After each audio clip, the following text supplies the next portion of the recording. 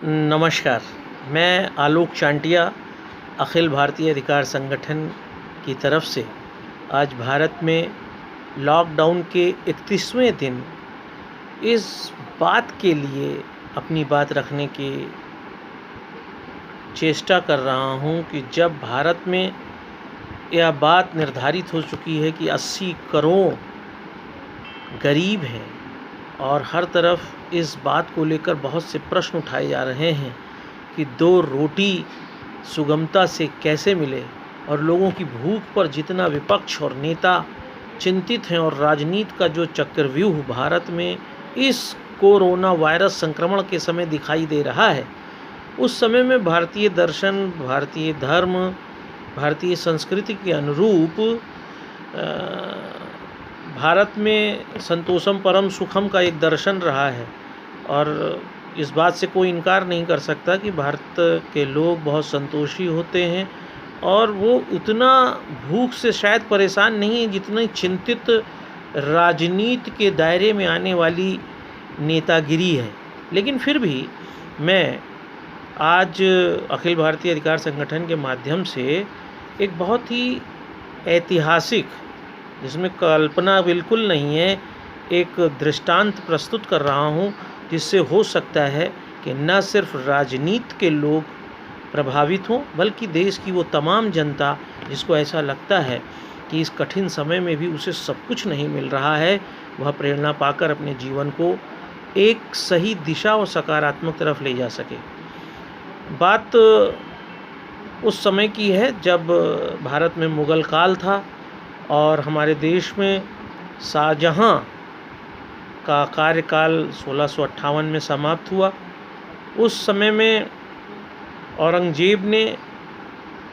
शाहजहाँ को बंदी बनाया और उस बंदी बनाने के समय में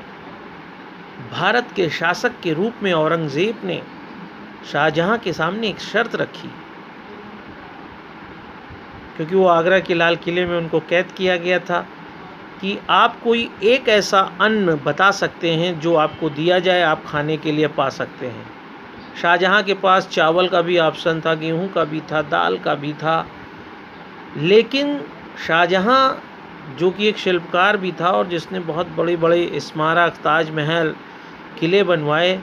उसने यहाँ पर भी अपनी बुद्धिमत्ता का परिचय दिया और उसने सोचा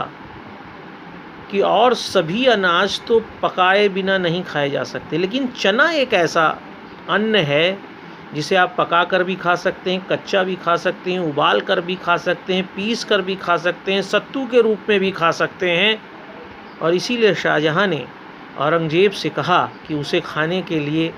चना दे दिया जाए। इस घटना से हम सभी भारतीयों को प्रेरणा लेनी चाहिए और हमें भी आज भारत की उस संकट की घड़ी में उस तरह के खान पान और अन्न का चुनाव करना चाहिए जिसमें ईंधन कम लगे, जिसमें ज़्यादा प्रयोग किए जा सकते हों, जिसमें ज़्यादा तरह के व्यंजन बनाए जा सकते हों, ज़्यादा तरह के प्रकार उत्पन्न किए जा सकते हों, ताकि परेशानी के भी समय में और कम उपलब्धता के बाद भी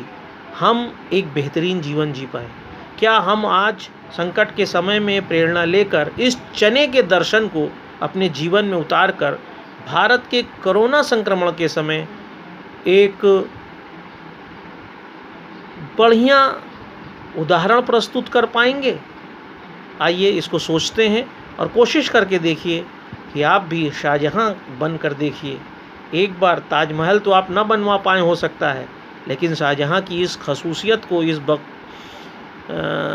दर्शन को जीकर आप राष्ट्र में अपना सहयोग अवश्य दे सकते हैं। यदि आपको यह बात मेरी अच्छी लगे, पसंद आए, तो आप इस बात को दूर तक ले जाएं, इस वीडियो को लाइक करें, सब्सक्राइब करें और मेरी बात को भी दूर तक पहुंचाएं। जय हिंद।